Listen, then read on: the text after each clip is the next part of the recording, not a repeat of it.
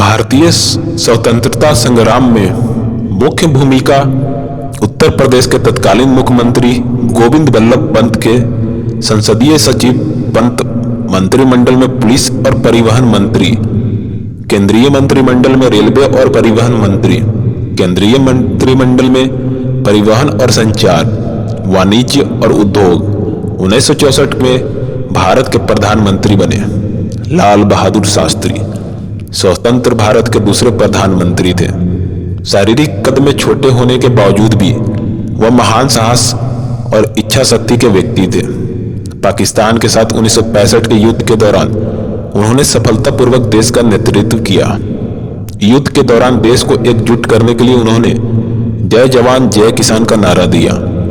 आजादी से पहले उन्होंने स्वतंत्रता आंदोलन में भी महत्वपूर्ण भूमिका अदा की। उन्होंने बड़ी सादगी और ईमानदारी के साथ अपना जीवन जिया और सभी देशवासियों के लिए एक प्रेरणा के स्रोत बने। लाल बहादुर शास्त्री का जन्म 2 अक्टूबर 1904 को उत्तर प्रदेश के मुगल सराय में हुआ था। उनके पिता शारदा प्रसाद और मां राम दुलारी देवी थी। लाल बहादुर का उपनाम श्रीवास्तव था, पर उन्होंने इसे बदल दिया क्योंकि वह अपनी जाति को अंकित करना नहीं चाहते थे।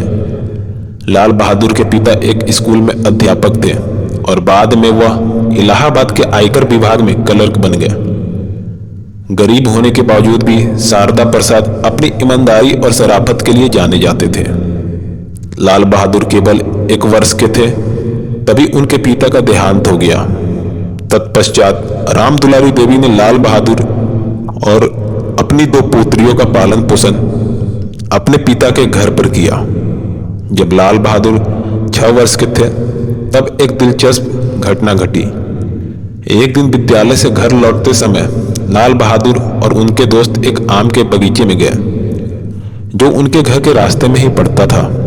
उनके दोस्त आम तोड़ने के लिए पेड़ पर चढ़ गए जबकि लाल बहादुर नीचे ही खड़े रहे। इसी बीच माली आ गया और उसने लाल बहादुर को पकड़कर डांटा और पीटना शुरू कर दिया।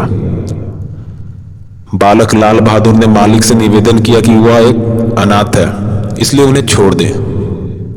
बालक पर दया दिखाते हुए माली ने कहा, चूंकि तुम अनाथ हो इसलिए यह सबसे जरूरी है कि तुम बेहतर आचरण सीखो। इन शब्दों से उन पर एक गहरी छाप छोड़ी और उन्होंने भविष्य में बेहतर व्यवहार करने की कसम खाई। लाल बहादुर अपने दादा के घर पर 10 साल की उम्र तक रुके। तब उन्होंने कक्षा 6 की परीक्षा उत्तीर्ण कर ली थी। उच्च शिक्षा प्राप्त करने के लिए वह वाराणसी गए।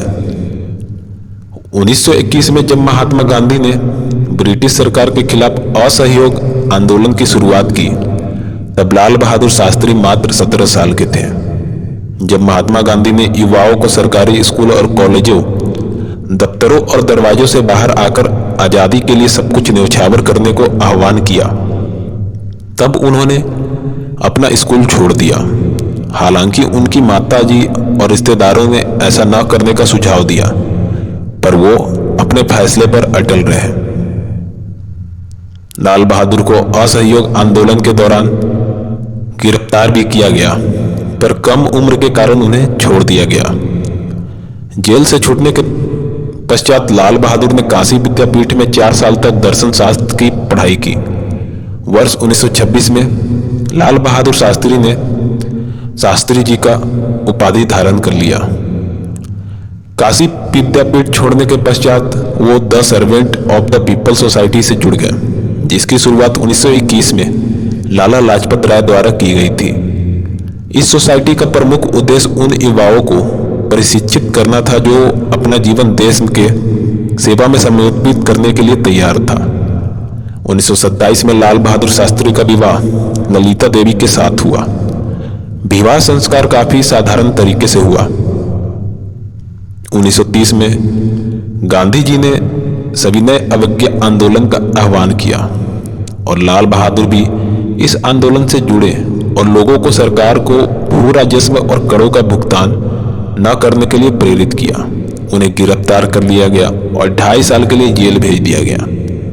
जेल में वे पश्चिमी देशों के दार्शनिक, क्रांतिकारियों और समाज सुधारकों के कार्यों से परिचित हुए।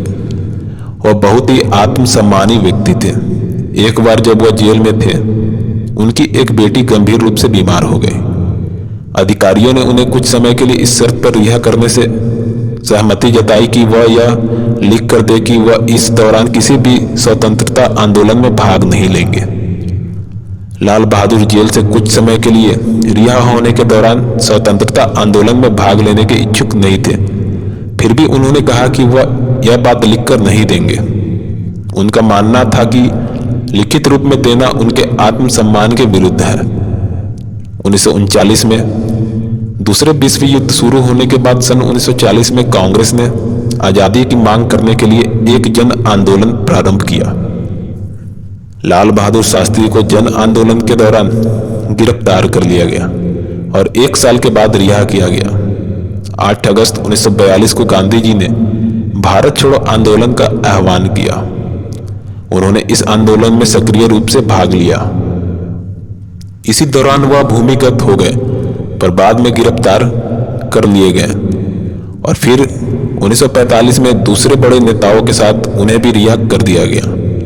उन्होंने 1946 में प्रांतीय चुनाव के दौरान अपनी कड़ी मेहनत से पंडित गोविंद बल्लभ पंत को बहुत प्रभावित किया। लाल बहादुर की प्रशासनिक क्षमता और संगठन कौशल इस दौरान सामने आया जब गोविंद बल्लभ पंत उत्तर प्रदेश के मुख्यमंत्री बने, तो उन्होंने लाल बहादुर को संसदीय सचिव के रूप में नियुक्त किया।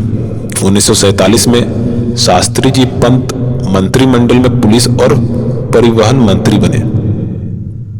भारत के गणराज्य बनने के बाद जब पहले आम चुनाव आयोजित किए गए, तब लाल बहादुर शास्त्री कांग्रेस पार्टी के महासचिव थे।